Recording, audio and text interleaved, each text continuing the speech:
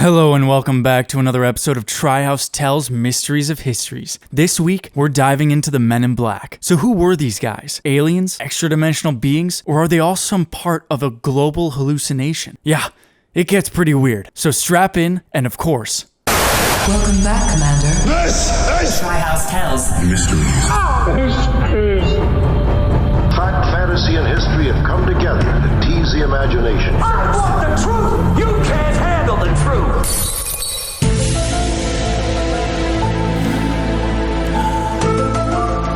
We are Men in Black. Hold on, I lost my nerve. That was so bad. Let's do it again. Okay, We're- here we go. why are we- I'll count okay. us down. I'll go 3, 2, 1, okay? Okay, yeah, 3, that works. 2, 1. We are the Men in Black. That was worse. That was so much. You know what? Maybe Oh, see, Kevin? Me and Matt kept going. It's you know okay. what? One I'm of us very. has to cop out. That's because you both can sing. You both can sing. Yeah, but we weren't in that moment, were we, though? No. So No, I was going high, you were going low. that's true, Matt. Oh I my think you said it gosh. better than I sounded. I was afraid to really, I was afraid to put my Will Smith into it, if you know what I'm saying. To be bro. honest, I Yeah. couldn't hear anything over my falsetto, so... Oh my god. Dumb. Welcome to another episode of Tryhouse Tales, Mysteries of Histories. This week we're looking at the Men in Black and trying to figure out why the one with Chris Hemsworth? Yeah, Chris Hemsworth and Tessa Thompson Was even made. was such a box office bomb. Is he what? Why Wait, was there it was even made? another Men in Black? Yeah, bro. So we're gonna analyze the mystery of history. Does that box office bomb provide irrefutable proof that Will Smith is still the bankable Hollywood star that we all need and love? I don't so think Matt we with the need first- proof, bro. Yeah, I was gonna say I was just about to bring it back to you. I was about to be like, you know who I think has the answers to the mysteries of what's going on with Will Smith? The Men in Black. They're covering it up. baby. That is the real segue. conspiracy here. Yeah, so we're going to cover like who the Men in Black were, do they exist / did they exist, and why have they been seen? Like I know Jeremy has some stuff on his outline that it's like they've been seen throughout distant cultures throughout history as like these weird aberrations, as like what would Jeremy, like there are some that are like in Native American tribes. There's like a whole thing about the Men in Black. Yeah, there's like rumors of those things. There's rumors of kind of like traveling salesmen that are kind of shady and sketchy in the late 1800s that some people think were like an earlier iteration of the Men in Black. And so there are these. There's a lot of stories that are basically it's about people who suppress information that might be dangerous to society or things like that. And there's a guy that we're going to talk about later who's Jerome Clark, and he's a very significant UFOologist and also, funnily, a jazz musician of note. So, the Men in Black, as their name suggests, are sleek-dressed government officials who often show up right after UFO sighting, an ET abduction, or crop circle findings. They usually travel in groups of 2 or 3. They interrogate or even harass UFO witnesses and try to intimidate them into silence. They often knew things about the witnesses, only things that witnesses would have known, which, a lot of people believe means that they had some sort of surveillance on them or they had some sort of psychic powers. Yeah. Who knows? But they would use that information about the witnesses to taunt them into submission.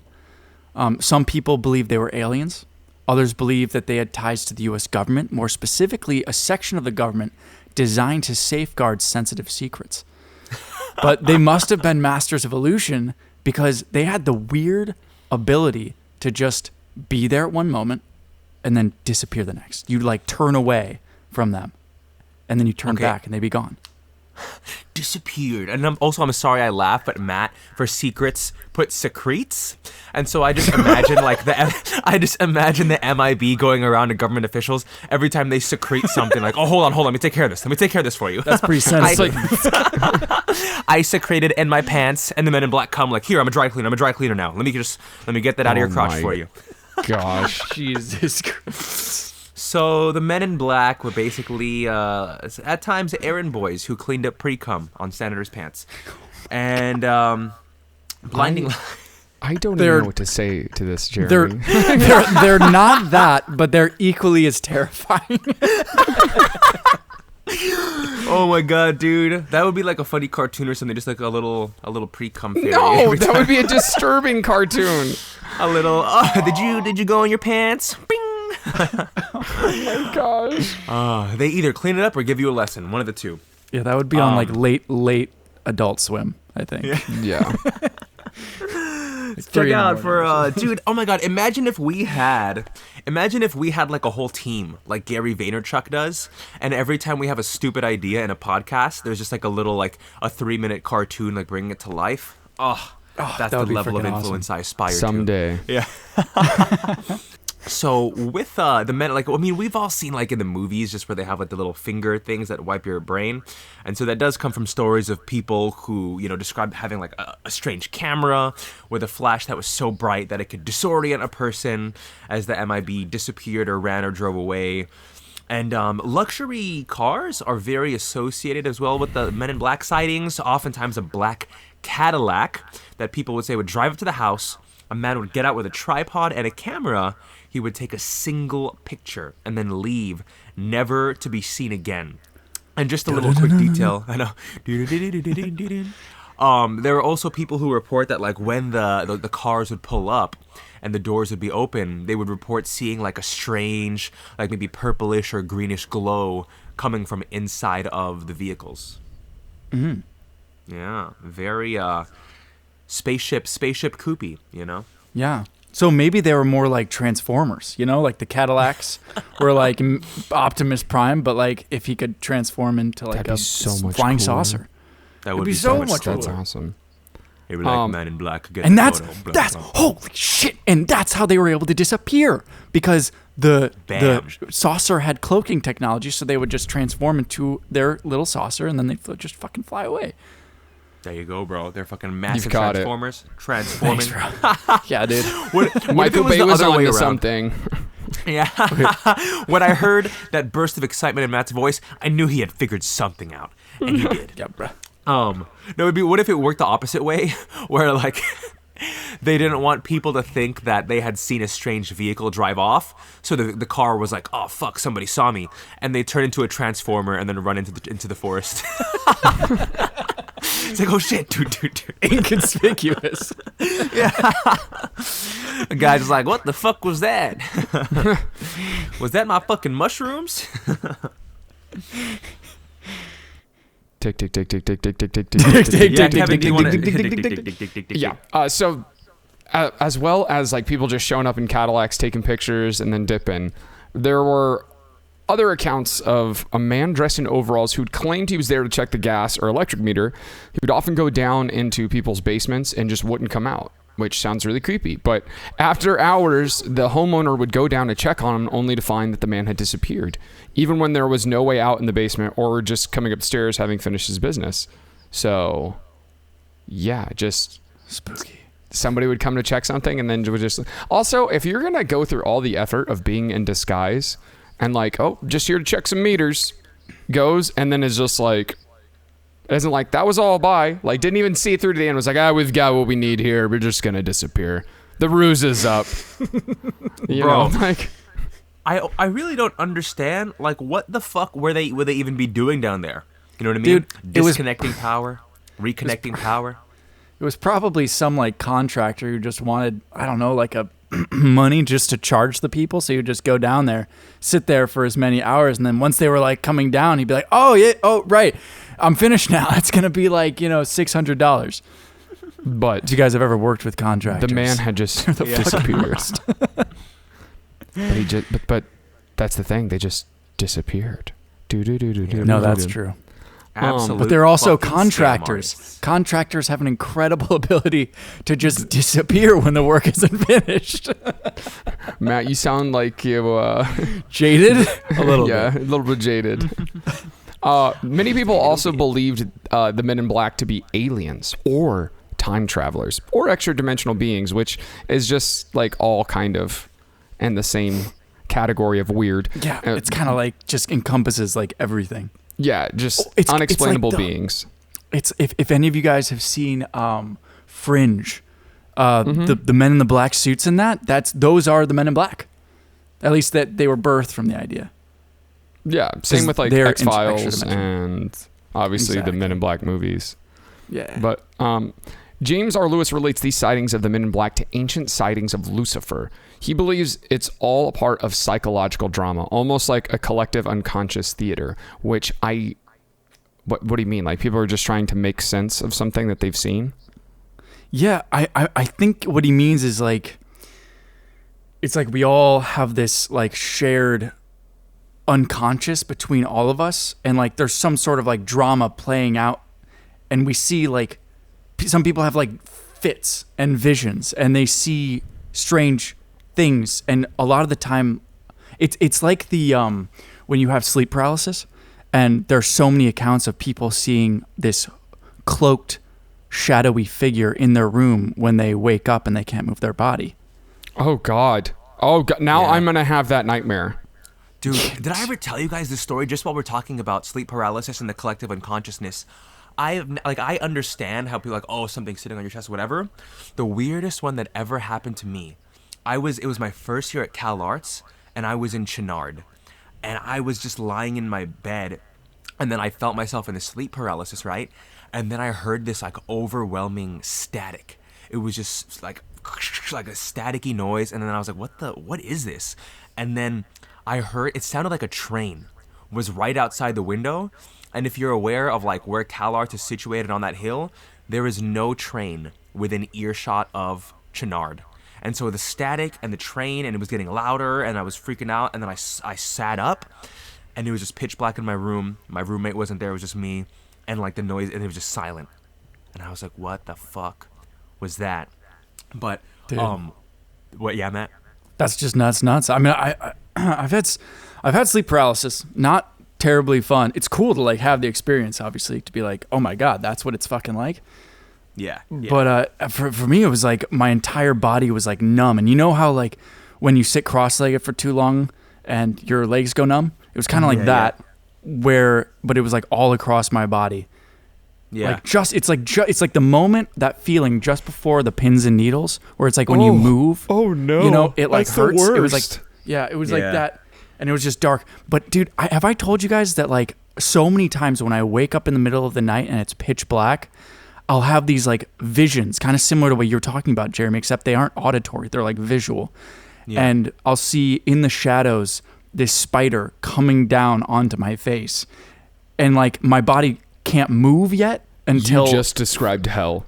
That's are you fucking kidding me? You guys, I'm not gonna be able to sleep after hearing this. He's like, how come the other Tri-House boys have had this and not me? Now it's gonna come for me. Jesus, no.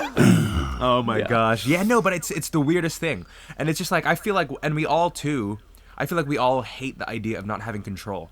So just that idea of being awake and being so immobile and being aware of your immobility, it's just the most insane thing, you know? Yeah, and having those hallucinations feel so real. Like you're so convinced that they're real. Yeah. Like and you you're kind more of scared understand them we're because you crazy. can't react to them. Yeah. Yeah, it's a weird thing. And I mean, that's Jerome Clark, who I'll mention later. He also talks a lot about the Men in Black and UFOs in general, just kind of like, how does he just like differentiate it? 1 second. Let me just scroll down to my thing and just get the actual term. Anomalous events versus experience anomalies. And so basically he's saying like anomalous events are just weird shit that happens. It actually happened objectively in the world, like crop sighting. I mean, sorry, what are they called? Crop circle or things like that. Mm-hmm. Versus experience anomalies, where he was like, okay, we don't have proof that people are getting abducted, that these cover-ups are happening, but there are so many people who genuinely, to their core, believe that it happened to it, like they experienced this. So there must be something that's outside of our realm of like, you know, logic and scientific understanding to really measure right now that is going on, you know, which is, and I think, well, I don't know if sleep paralysis is probably more observable, but, you know, the Men in Black may fall into that realm. Yeah, I don't know. I almost feel like what you're saying, like it happens so often, but I think it might happen more to certain people who are predisposed. But and I don't mean like it only happens to them, but I mean like they just notice it. I feel like so many of us, strange things happen to us and we just brush it off as, oh, that was weird, but it doesn't mean, that they're the Men in Black. Like if you see a black car and a couple black suits, you aren't going to think, oh, that's the Men in Black. You're just going to be like, oh, maybe those are FBI agents, or maybe they have a interview in like an hour. Who fucking yeah, bro. All three of them. Yeah, all of them. Doing a little Step Brothers sort of interview action. I think it's Pan. You guys don't remember that scene. All right, never mind. Yeah, we're done here. I wish I did. No, we're done here. Yeah, exactly. I wish I did, because I love to support my friends with recognition and laughter. Oh, thanks, man. Next time. No, I mean, I think that's true, though. I mean, it's like, like, how many things do we dismiss because our brains make connections based on what we understand to be true and what our beliefs are? It's so true where it's like what you believe and what you want that affects what you see, because there's just way too much stimulus in all of our environments for us to be paying attention to every single thing that happens, giving meaning to every single thing. And so it's like on one side of the coin, it could be like Matt saying, we've encountered Men in Black, we didn't think anything of it. Or on the other side of the coin, these crazy people have never encountered the Men in Black, but think about it so much that they think they have. Yeah. Or maybe... Where's the truth? Yeah. Or maybe they have. Yeah, where's the truth? Who fucking knows? I want to believe. Baby. I know. I saw X-Files. I saw a woman too, I like that talking ASMR. like X-Files ASMR. Aliens. Imagine a finger touching your nipples. All right. I was almost there, Jeremy. Don't fucking blue balls me. Guys. Matt, you know what? If you have a secretion, the Men in Black are gonna come to your house. And, Stop. This joke cannot continue. The secretion joke, please no. I know that's true. Secretion is like one of the worst ways. It's like how people hate the word moist. You know what I mean? But I love those words.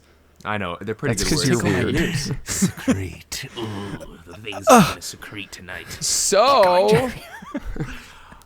Wait, hold on. Before we go to UFOologists, I wanted to say there was a woman who, just in terms of like while we're discussing, what's experiential versus what's actually happening, there's a woman who regularly experiences being abducted.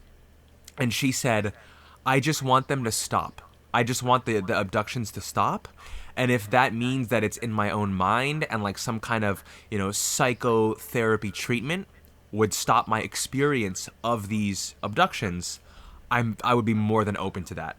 So here's a woman who doesn't give a fuck if anyone believes her. She's just trying to alleviate her experiences, which I think is fascinating. So that's that's also like a twofold. Like, is she actually experiencing this? Like, is she actually being abducted?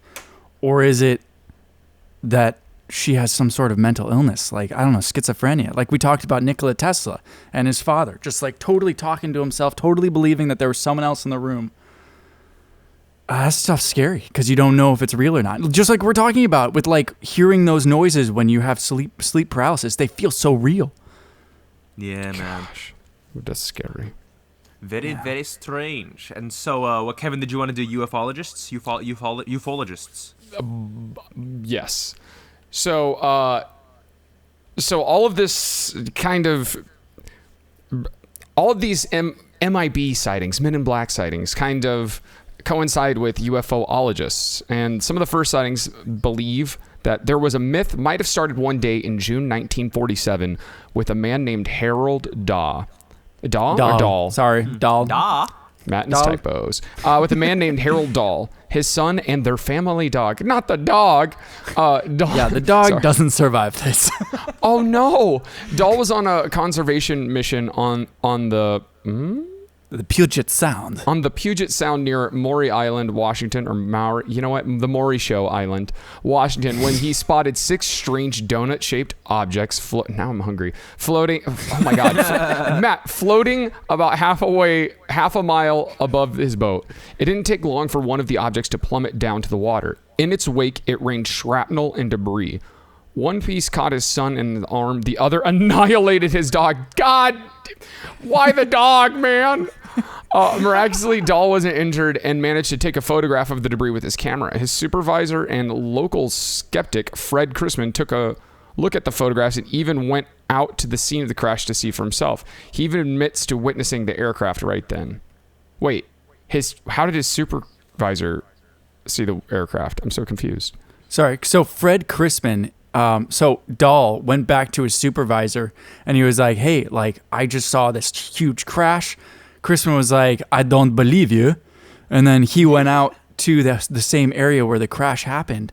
And he apparently still saw like floating shrapnel in the water in that area and was like, oh my God, What? I believe you. Man, that's crazy. Yeah.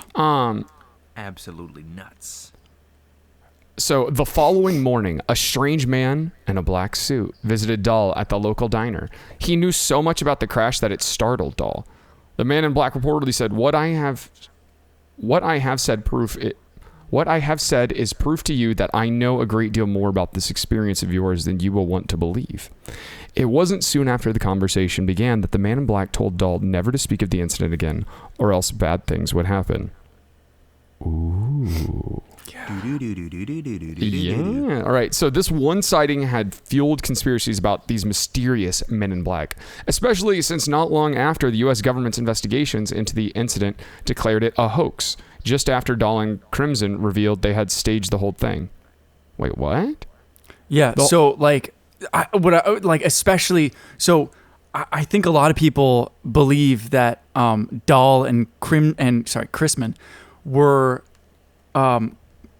coerced into recounting their story about the incident, like saying that it was all a hoax. That's what they believe because the man in black came to Dahl at that diner. But there's what there's a about whole the story about dog? it. Oh yeah, the dog. Yeah, They're gonna either stage a Dahl hoax in killed which the his fucking dog And or put it's shrapnel in real. his son? Yeah, I don't know, man. That seems like if you were going to stage something, you would probably like stage the damages on yourself. Yeah, like not have your dog and your. I mean, I if you're particularly cruel, I understand the dog, but it's also like you brought your son too, so it's like your son survived, and he had to have been a part of it. Yeah. Which makes me think it might have been some sort of like, Abraham wasn't it Abraham who was gonna like take his son to the mountain and like stab him? Oh yeah, bro. Bro. Isaac, man. Isaac, there we go.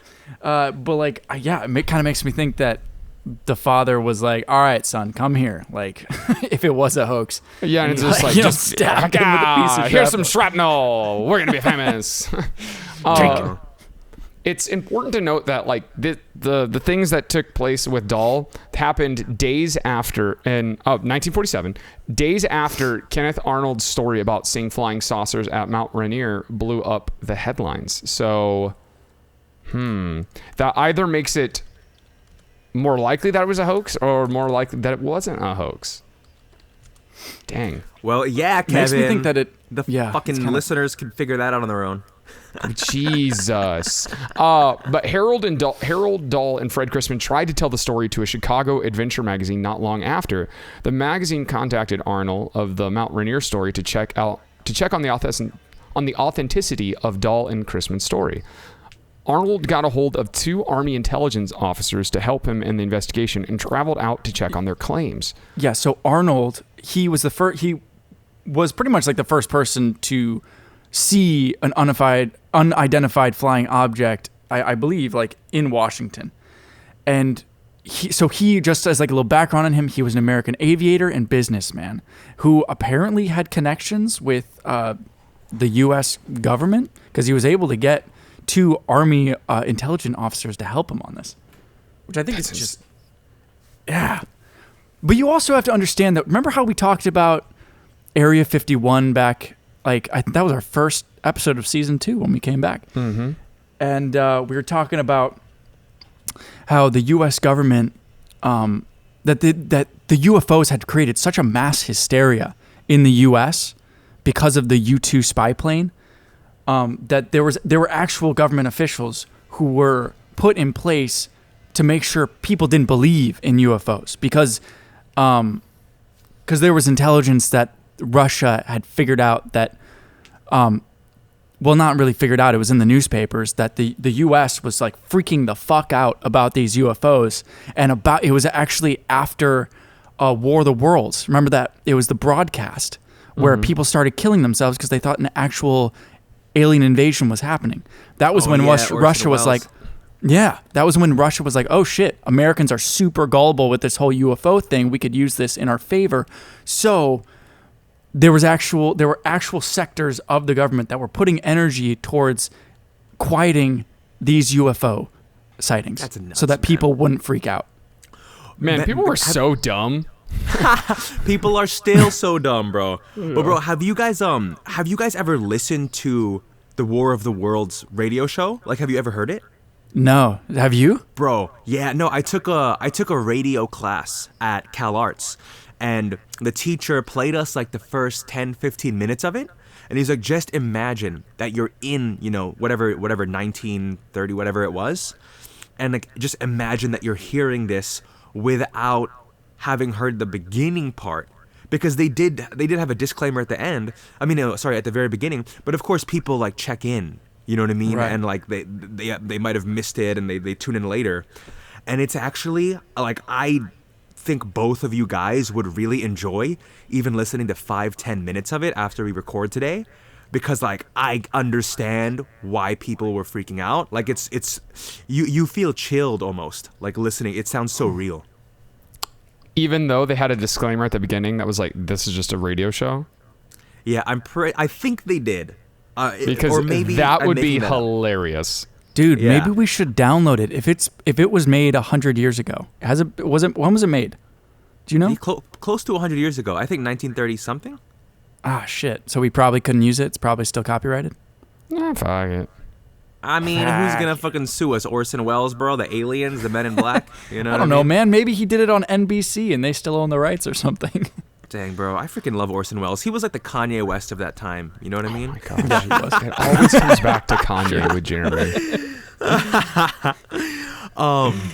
No, but it was very crazy to hear. Also, can I say this? The thing we read a little bit ago about the Chicago Adventure magazine checking on the authenticity of the story.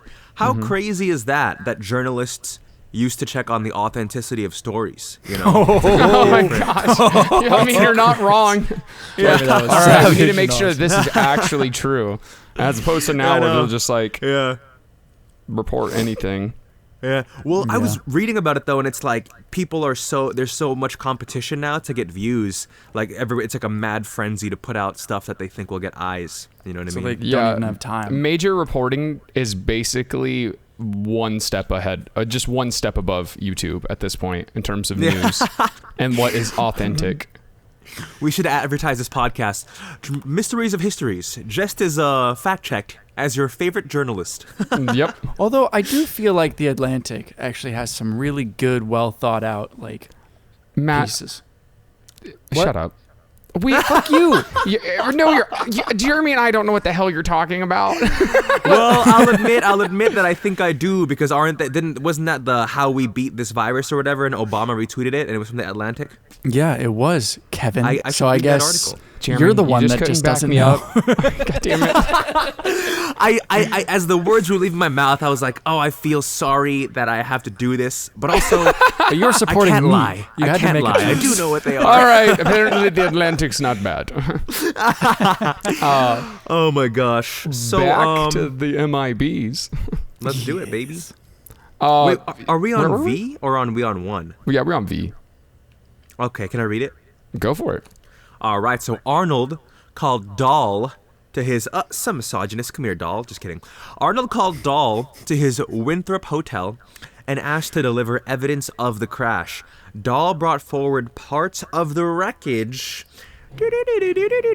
and told his story to Arnold and the 2 Army investigators. And the next day, the officers left Washington, taking the wreckage with them. And what is so bizarre about that, and I'll note, Matt spelled bizarre like it'd be spelled in Aladdin. Like it was a in fucking Agrabah. shop. Yeah, like it's like it is a Middle Eastern market. What's bizarre is that while the two officers were en route back to their Air Force base, their plane went down, killing the two of them. Okay, how fucking strange is that? The plane, bro. That's insane. Who killed the Men in Black? Maybe they just flashed a light, you know? I'm like, oh shit, I can't see. Dude, personal aircrafts Kobe. are not the way. Yeah. Dude, the fuck. yeah, this is so unfortunate. It is very sad. And that's you know, like to see factual those things right there. happen. That's Yeah, actual. that's totally factual. And Jeremy, like you said about like them shooting them down with like lights, well, I'm not sure if it was multiple calls, but there were calls to the local newspapers claiming that the plane was carrying that UFO fragment and that it didn't go down by natural causes, but was shot down by a 20 millimeter cannon. However, the investigation, wild, the U.S. government did investigate the crash, but they found that there was no foul play and that the crash was actually caused by, quote, a burned exhaust stack, which in turn caught the left wing afire. All right. If you guys say so. Also, a lot of this whole section of our research comes from Project 1947, which is it's a UFO document that has documented the events. And they even said, they were like, this whole thing with Harold Dahl and Fred Chrisman just freaking reeks of a hoax. Yeah. They're claiming that it's a hoax by Fred Chrisman and Well, they Dahl? don't know for certain, but they think it's a hoax. Oh. Dang. Because that very day that the crash happened, so Dahl and Chrisman took one Captain Smith to examine the boat that had been damaged by the UFO debris. He said, quote, I saw what may have been repaired. That's a horrible accent. I saw it. No, that's worse. What? That was not... I saw what may have been repairs to the windshield and lights, but I was not personally satisfied that they were made as a result of a claimed incident. Smith recounted. Ooh. Thank you, Jeremy. That's the thing, bro. Is like it's just so crazy because literally something can happen and we have no visual proof of it. Mm-hmm. All that we know is what Jeremy? we get told. Yeah. Wait, say that We again? lost you. Dang it, bro. The freaking I'm really having a hard time hearing you guys too. Oh, really? Oh, shit. Matt's been cutting out for me like the entire time, but just like a little Really? bit. It's just doing the same thing it was doing last time. As long as it doesn't show up in your recordings, I can still understand you fine. Okay. Yeah, and I mean obviously my recording is pure, but okay, can you hear me now? Shit. You guys sound Yes. so good. Shit, man. Wi-Fi, bro. That's why we got to get in the same room, but we can't. But anyway, it's just so crazy because like whenever crazy stuff like this happens, we only know what we're told and what is seen. And of course, if one person witnesses what really happened, but the government decides they want to cover it up, of course the authority of the government is going to outweigh what one or two people are saying. You know what I mean? Like, it is so easy because on one hand, the person could be telling the truth, or the person could be just totally just trying to get attention or whatever, promote themselves. But I also feel like, well, I guess this was 1947. People still had faith in the government. I don't know Yeah, if that's of true course. nowadays. Yeah. But I mean, like, I feel like a government thing would still, for more Americans, have, you know, a more significant weight than some random guy from Arkansas or something, you know? Yeah. Yeah. And so, but you know who? Maybe the guy from Arkansas knows what's really up, you know? Don't doubt him. Yeah, dude. Yeah. All right. So let's see. So not the saying captain wasn't convinced that the damage to the boat was from a said incident, but also like, what the hell does he know? Not soon after, under scrutiny, both Dahl and Chrisman admitted that the fragments they had delivered to Arnold were really just pieces of a strange rock formation on Maury Island. They also admitted going to the Adventure magazine in Chicago with the fragments to enhance the credibility of their story. But it is important to note that Dahl's wife badgered Dahl to admit the entire incident was a hoax. So it's maybe like- the attention was too scary. Yeah, Well- like the attention and yeah, Kevin.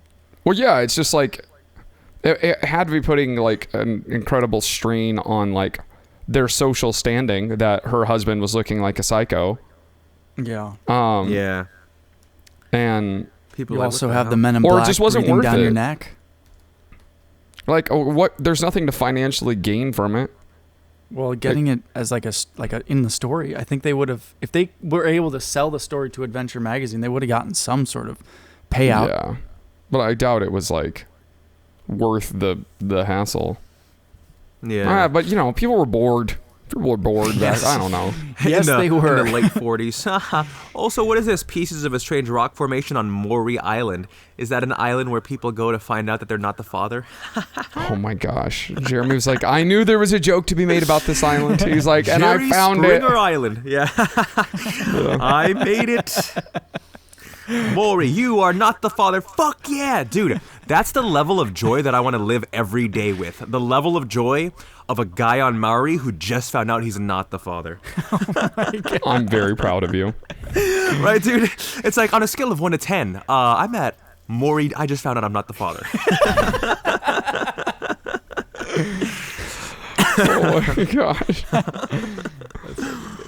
Ufologist. That's going in the Tri-House show for sure. Can I read ufologist? Yeah. How do we pronounce this, by the way? UFOologist. Ufologist. UFOologist. Okay, so I believe it's either ufologist. UFOologists or ufologists. I'm good. I like UFOologists better because I like to hear, what we're dealing with. Okay. So one of the sightings was by Albert K. Bender, who lived with his family at 784 Broad Street. And by his family, I don't mean his wife and kids and stuff. He lived with his mother and his stepfather from the age that he was mid-20s after he got out of the U.S. Air Force. And he was working at the Acme Scissor Company. So it's like the world's largest manufacturing company for scissors, and he was fascinated no wonder with he decided to go crazy. yeah, and he was fascinated with the occult and extraterrestrials and everything weird and spooky. He loved, and he actually transformed his attic into this is why he's probably not the most credible source because No, wait, what did he turn it into? I'm trying to find exactly what he did with it, but he basically he had posters of demons and Dude, this guy's just fucking metal. well, and if he had friends come over, he would play on his record player. He would play random spooky soundtracks, like a woman He would screaming play every the now and Beatles then. backwards. Well, no, he would he would play stuff from horror films and things, and so he was really fascinated with that kind of stuff. But he started the very first. Let me get the actual. Hold on 1 second. Please tell me, did he start the first UFO company or something like that? Yes. So he started the first. He founded the International Flying Saucer Bureau, the first major civilian UFO club in the world in 1952. And although the organization was a success at first, Please, wait. Tell me it took, they held meetings in his attic. Please. no. They didn't hold meetings in his. Well, they might have. Him and the vice president was of this bureau was also working at the plant with him. So, but it did grow to 620 members, and they would send out Holy shit. monthly publications of basically UFO studies and all of these other crazy sightings and things. And Bender.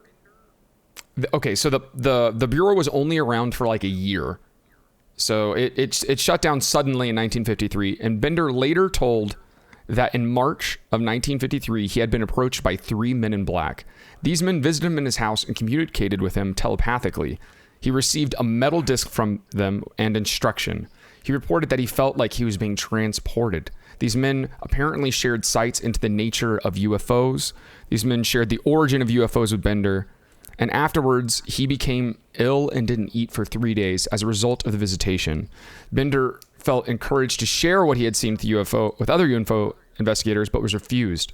Bender, and then he started suffering frequent headaches after the visit from the 3 men. And his coworkers reported that he seemed scared, paranoid, and that he was like losing his mind. But you know what this guy kind of reminds me of? He kind of reminds me of, fittingly, in Men in Black, the first one, I believe, the guy who's bald, who has the glasses and lives in his mother's attic, who owns the video store. A little bit, yeah. And so it was basically like as soon as he started like the what the hell is it called?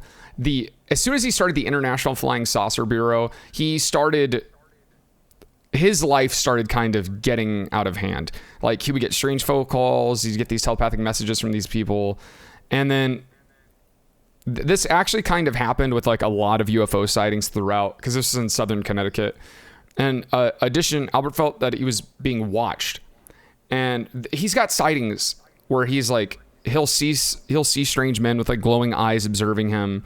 And his attic would start reeking of sulfur like the entire time that the Bureau was around. And this is actually really really weird. So basically Albert kind of blended his UFO research with mental telepathy, and to further his experiments, Bender prompted readers of Space Review, which is like the monthly publication that they would put out to all the members, with a pretty big request. They wanted to memorize and silently recite on a particular day and time a form letter penned by Bender. Albert's goal was to connect with alien life via this simultaneous thought projection of hundreds of IFSB members. World Contact Day, or as Bender and the IFSB officially preferred, C-Day, commenced at 6 o'clock in the evening Eastern Standard Time on March 15th, 1953. The noble telepathic message opened, calling occupants of interplanetary craft that have been observing our planet Earth. We of IFSB wish to make contact with you. We are your friends. So this is the kind of guy he was. He seems like a fucking legend. Yeah, and so this is kind of his backstory. He seemed like he wanted to see something, in my opinion, but eventually it just looks stopped. a little like Buddy Holly. I'm looking at a picture of him right now. Well, they all kind of looked like Buddy Holly back then. Anyone who had glasses. Yeah. But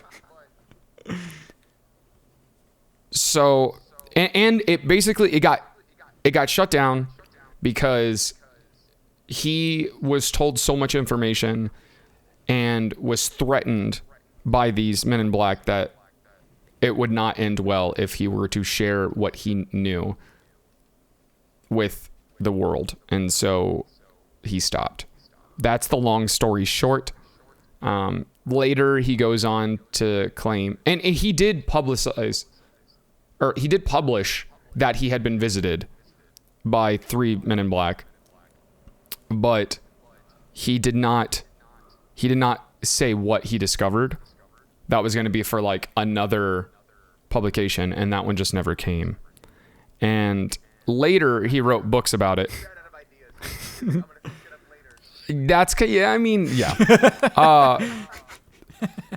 But then he had writer's block. But then later he goes on to say that they weren't human at all. Like they hovered just above the ground and only took the form of humans. And they spoke with him telepathically and all this other weird stuff. So his claim is basically that they were aliens. Huh. And yeah, there's a whole lot more on him, but that is the long story short. He was very fascinated with the occult, all things alien and horror films, and is a likely candidate for somebody who wants to go through these experiences. Yeah, kind of going back to what we were saying, like yeah. Some people are predisposed to seeing these things, probably because they want to. Or he was paranoid, because like he was managing like at this international organization and publishing a space review on top of his work, and like it could have triggered paranoia in him, and he could legitimately believe he saw and heard these things. And there's also like he could have. Because because basically they tried to explain every UFO sighting. That's what they did. Is like this organization. That's what they would try to explain. So they could have been onto something, and somebody could have tried to put the kibosh on it. Like that is also a feasible through line. But the way he explains it is kooky. Is kooky as hell. This kind of ties in actually to a guy named Gray Barker, who was a writer of UFO sightings. He was maybe the first to write about the Men in Black in his book, They Knew Too Much About Flying Saucers. So he did interviews with Bender about the Men in Black, who actually after so he conducted the interview right after Bender dissolved his organization, which I'm guessing is the UFO, what was it called? The International Flying Saucer Bureau. Wow, that's so stupid sounding. It is. as if UFOs are only flying saucers. It's like there's much more variety to this, motherfuckers. So right after that organization was shut down, when Bender shut it down, Barker did a series of interviews with him, and he said that he had ended the organization because of the Men in Black. Like they had told him, they had coerced him. They were like, "You got to shut this down now." I guess he got too scared and he shut it down himself. I almost believe that was like a cop-out. Like Barker was like, okay, I'm way too deep in this UFO shit. I need to get out now. We didn't want to seem like a failure to all the people and all the, his entire organization. So he's like, guys, I'm being like almost like abused. I'm being interrogated. Like we need to end this now or else something bad's going to happen to me and maybe to us. And everyone's like, oh, well, I don't want to die. So they shut down the organization. That It seems like is the convenient. thing not to do. It is. But Gray Barker was believed to be a skeptic of UFOs, actually, just behind closed doors, and likely only wrote about them for financial gain because people are gullible as fuck. Because he would write articles and books for magazines. He even constructed a hoax of his own. So in 1957, he and a man named Moseley wrote a letter to George Asensky, who was a famous UFO witness who claimed to have photographed a UFO. The letter was written as if it had come from the United States Department of State, saying that they were pleased with Adamansky's research into UFOs. So Barker meticulously crafted the letter, so much so as he wrote it on State Department stationery. So that's like State Department paper made by the State Department. So it looks official. I imagine that means it also has the official seal on it. So the reason why he's a piece of shit, Barker, is that he wrote in his Book of Adamansky, that the letter was, quote, one of the greatest unsolved mysteries of the UFO field. What? So pretty much he put on this whole entire hoax so he could write about it, and then claims that it's one of the great unsolved mysteries. And this is factitious. Like, it's known that he put it up as a hoax. So there was another hoax that Gray was a part of. So John C. Sherwood, who was a writer for Skeptical Inquirer, wrote an article called Gray Barker, My Friend, the Mythmaker, where Sherwood, under the pseudonym Dr. Richard Pratt, because he's a freaking douchebag, because he's pretending like he's a doctor, like Dr. Oz. Wait, is Dr. Oz an actual doctor? Anyway, saying I feel like he is. Dr. Phil. He might be. Okay, yeah, Dr. Phil. Saying that he had been silenced by the Men in Black after discovering that UFOs were time-traveling vehicles. But Barker later wrote to Sherwood saying, quote, evidently the fans swallowed this one with a gulp. And so he doesn't add any credibility to the UFO story then, because he was just making money off of it. Yeah. Well, it's interesting. Yeah. John C. Sherwood actually wrote a book called Gray Barker's Book of Bunk, Mothman, Saucers, and MIB, in which it seems like he completely calls out Gray Barker and his shit. Well, that's for the best. It looks like another one of our potential MIB sightings has been debunked. So next up, we have John Keel, who was a ufologist that was adamant in his attempts to corner the Men in Black and confront them. That John seems Keel. dumb. Sorry. Well, dude, the thing Well, is, it's like, the Men in Black haven't killed anyone. So they're not really dangerous. They just say that they'll probably kill someone, you know? We will end you. Or Matt, we don't know if they killed anybody. That's true. The freaking might have- airplane that got They taken might have down. wiped. That's true. They might have also killed somebody and then wiped the memory of any witnesses with Oh, shit. fucking, you know, bleep, bleep, bleep, bleep, with With a that little finger thing. flash. Oh stick. yeah. So we gotta Thing. be mindful, babies. Be mindful. So John Keel, a little background on him. He's a New York native, best known for his book, The Mothman Prophecies, which, interestingly enough, is kind of a follow-up book to Gray Barker's Mothman book that he wrote. Before The Mothman Prophecies, he served in the Korean War. And this is to kind of understand his mental stability, or maybe this actually happened. But during his time in the military, he was trained, quote, in the ways of psychological warfare, focusing on written propaganda works. So I don't even know if that's him having like an in with like knowing that the government is like all about propaganda and shit, or if that means that he was trained in how to write propaganda and maybe was even brainwashed himself. So later he joined the ranks of ufologists, writing articles for the Flying Saucer Review. This is where his obsession with the Men in Black started. He had local police He had local police on the lookout in many towns with UFO activity, like looking out to see, if there are any like black Cadillacs or men in black suits. There were times when he was in West Virginia and Ohio, staying at a hotel, when UFO witnesses would call him.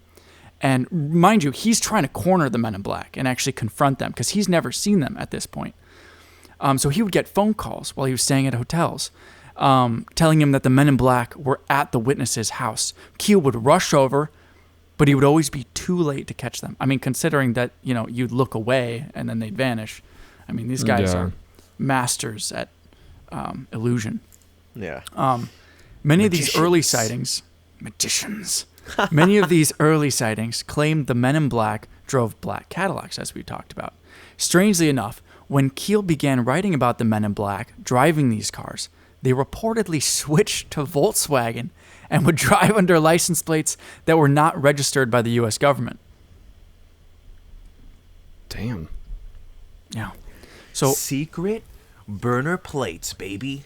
yeah, dude.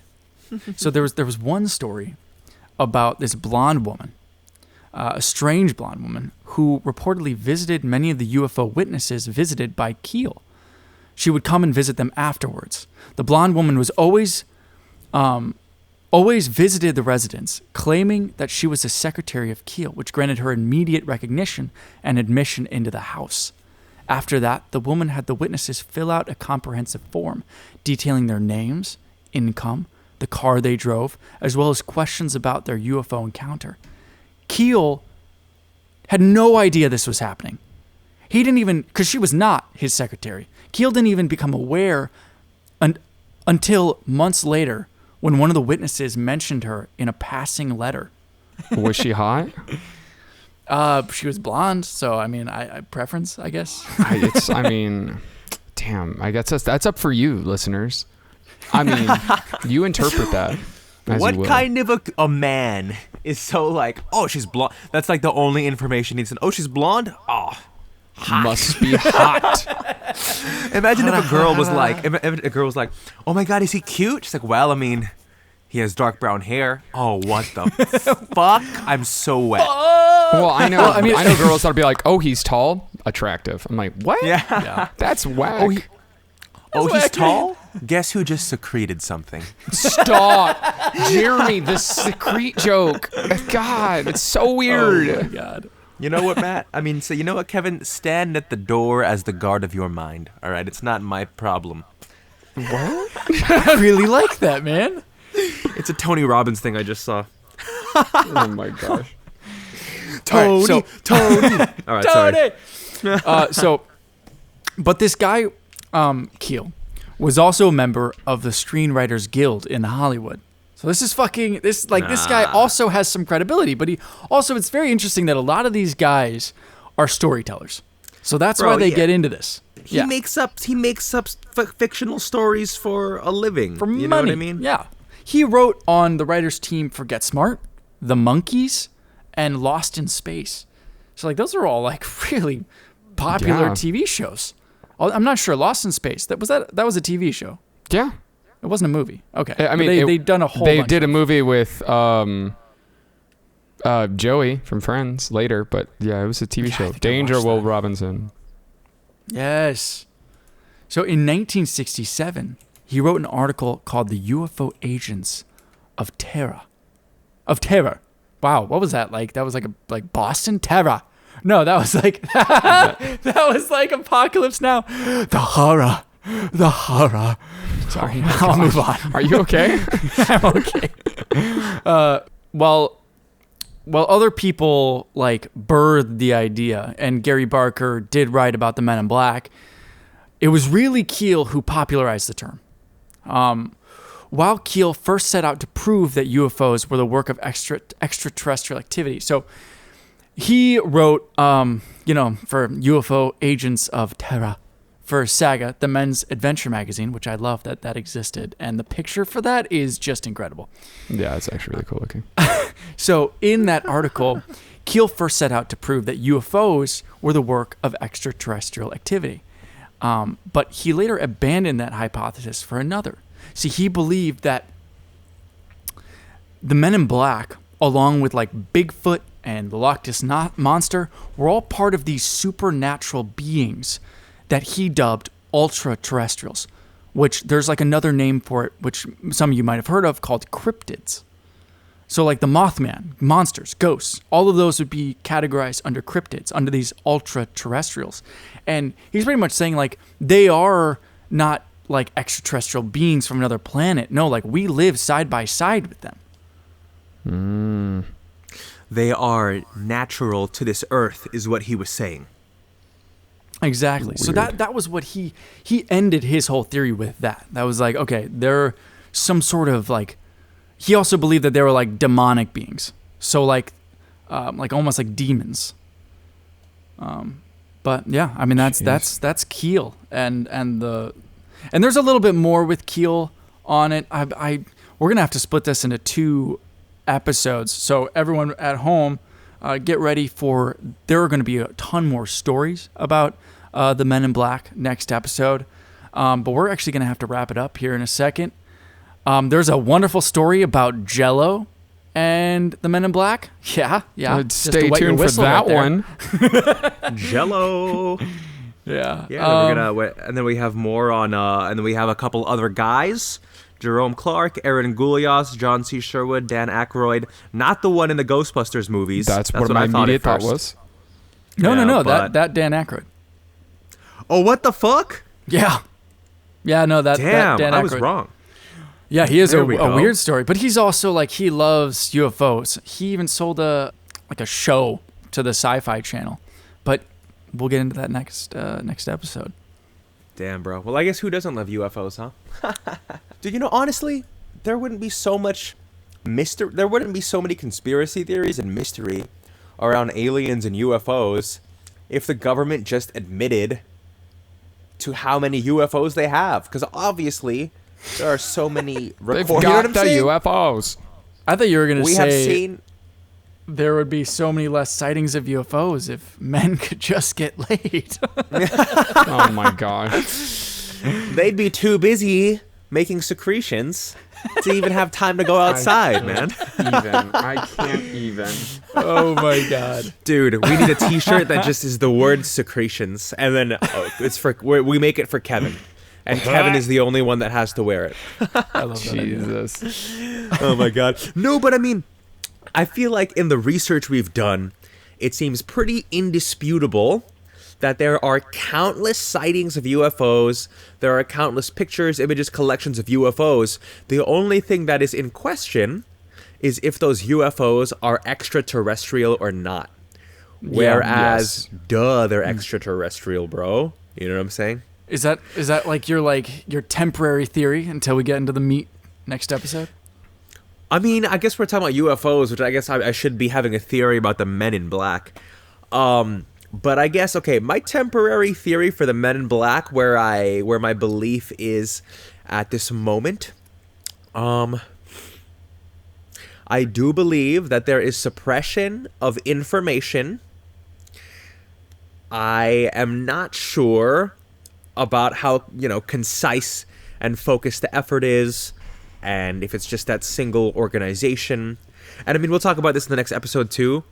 Like, we talked about it a little bit in the beginning, but not only are there a lot of different historical contexts for Men in Black sightings, but there's also a lot of different described, things they wear, ways they behave. There's a lot of discrepancy, I guess, on that. And so I find that very, very interesting. And I do think that there at least parts of the material that's out there, some of the stuff we've covered, is fueled by overactive imaginations, people who are looking to see things that might not necessarily be there, people thinking things that might not be there. But just because there are accounts of Men in Black where the people are probably crazy and that wasn't a Men in Black sighting, I don't think that necessarily means that there are no Men in Black / suppression efforts. And so that's my tentative theory. Damn it, my theory just kind of goes along with Jeremy's. Like, yeah, there's definitely some people out there whose jobs is to shut people up. They probably drove black sedans at one point. They probably caught on and were like, all right, we'll just go sell these black sedans at some used car lot, and then we'll get a goddamn Jetta. Like, I think that's probably where they're at now. Or maybe they drive Teslas. Let's say they're eco-friendly, even though Jettas. I'm not a doctor, so I missed that line, bro. I missed that line. So, but yeah, I believe there's suppression efforts, and there's probably been real. Jesus, I just hurt. But yeah, that's kind of my stance on it. Is that there's definitely somebody that that's job is to cover up important government shit that probably we don't need to know about. Hey, we'll be the judge of that, Kevin. Well, we should be, but most people are dumb. Let's be real. No, I think that's true. My theory's Jeremy? No, I was gonna say, seeing for example, the fact that in 2020, Corona beer has gone down in sales because of coronavirus is a testament. My God. To the stupidity of people still. It's probably because people aren't going outside, Jeremy. No, other beers are doing well. Corona had to shut down production. I have a fucking box of Bud Lights in my garage. What's up, Matt? Where's your theory now? Yeah, where's your God now? Dude, Corona, the beer, just needs to find some way to market to make this hype in their favor. Be in their favor, yes. But anyways, yes, Matt, your theory. Yes, well, my theory is I kind of believe that this whole collective consciousness thing. I mean, cultures throughout history have seen these Men in Black. A lot of people have reported seeing these cloaked figures in black when they are paralyzed. When they have sleep paralysis. I think, I don't know, because I do almost believe in this shared collective that we have. I mean, even if you don't believe that we're all linked up right now, we still all share extremely common DNA. And the way our brains form and the way our brains are connected are all it's all like the tabula rasa, where yes, we have our own experiences, but the actual hardware, the wetware that's there, we're all connected in that. And yeah, our consciousness is the same in the way that, the outside world and culture and upbringing and genetics kind of influences the way we turn out. I see what you're saying, Matt. Yes. So why couldn't there be these Men in Black that are hidden within that wetware that we all share? And yeah, sure, you could call that the collective subconscious or collective unconscious, And but does that mean that they're any less real? Beautiful. I don't know. I mean, our reality is our perception. So, who knows? All right, that's my tentative theory. You're cute. Thanks. I think that's where we're gonna end it. Yeah, I'm Kevin C. Frederick. If you want content that's all Rocket League, you could find me on Twitch as Tryhouse. Find me on YouTube as Tryhouse. TikTok, Instagram, Twitter, all that stuff. And I'm Matt McKay signing off. You can find us at Mysteries of Histories on Instagram and on Facebook. We post regularly, some good content in there. If you ever want any more information, you should head over there and follow and subscribe and do it. Give us some love, maybe some comments, maybe some likes. We're desperate for attention. We want people to Please know like the it. mysteries of history. And this is Jeremy. At Not Funny Guy on all the socials, and I hope that you're staying safe during this coronavirus. So one of the mysteries that I hope is not in your life is how to practice proper hygiene and social distance. Thank you very much. All right, guys. We'll see you later. All right.